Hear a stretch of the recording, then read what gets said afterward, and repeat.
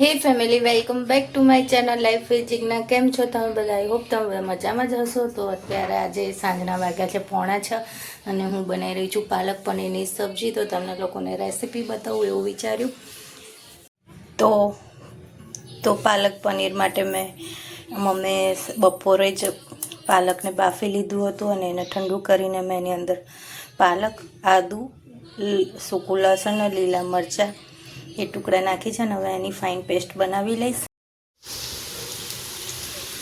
તો એમાં મેં પછી પાલક મારું પીસાઈ ગયું હતું, ત્યારબાદ મેં એક ઓનિયન મીડિયમ સાઇઝની ઝીણી ઝીણી સમારી લીધી છે, તેલ મૂક્યું અને એની અંદર થોડું જીરું, લસણ અને ડુંગળી તેલમાં સાંકળી રહી છું।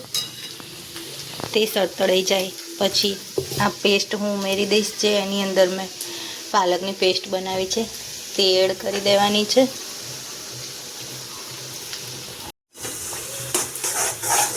પાલકની પ્યુરી એડ કર્યા પછી થોડી વાર એનું તેલ છૂટું પડે, તમે જોઈ રહ્યા છો સાઈડમાં તેલ છૂટું પડી રહ્યું છે, ત્યારબાદ તેમાં સ્વાદ અનુસાર આપણે મસાલા કરી લેવાના છે। મીઠું, ચપટી લાલ મરચું, હળદર પાવડર, ધાણા જીરું પાવડર અને થોડો ગરમ મસાલો, આ બધું એડ કરીને પ્રોપર એને મિક્સ કરી લઈશું। તેલ આમાં છૂટું પડી ગયું છે મસાલા નાખ્યા પછી, ત્યારબાદ થોડો પનીર મસાલા એડ કરી દેવાનો સ્વાદ માટે।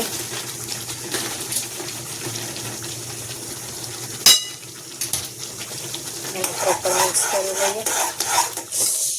પાલક પનીર બનાવીએ એટલે ઉડે અને બરોબર દસાડે। પાલકનું આખું પ્રોપર રેડી થઈ ગયું છે, ત્યારબાદ તેમાં થોડું આપણે પનીર ઉમેરી દઈશું। પનીર આજે મમ્મીએ ઘરે જ બનાવ્યું છે, એ લોકોને આ રીતે પનીર ફાવે છે, પીસીસમાં નથી ફાવતું એટલે આ રીતે રફલી એડ કરી દેવાનું પનીર।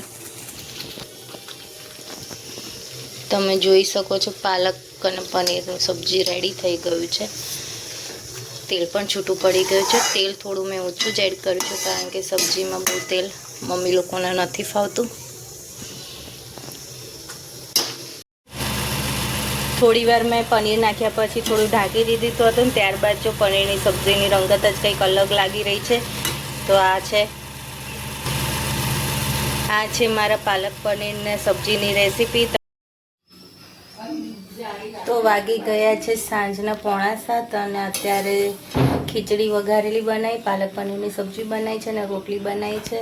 અને અત્યારે શ્રીજાબેનની ફરમાઈશ આવી હતી કે મકાઈના મમરા વઘારી નાખ, તો એ કરી રહી છું। આ મકાઈના મમરા મારા બી ફેવરેટ છે, શ્રીજાના બી, અને થોડા હિંગને મીઠાવાળા કરીને વઘારીને આપીશ એટલે એ રહીએ ખાસા બેઠી બેઠી। શું ખાવું છે શ્રીજાને? કેવા?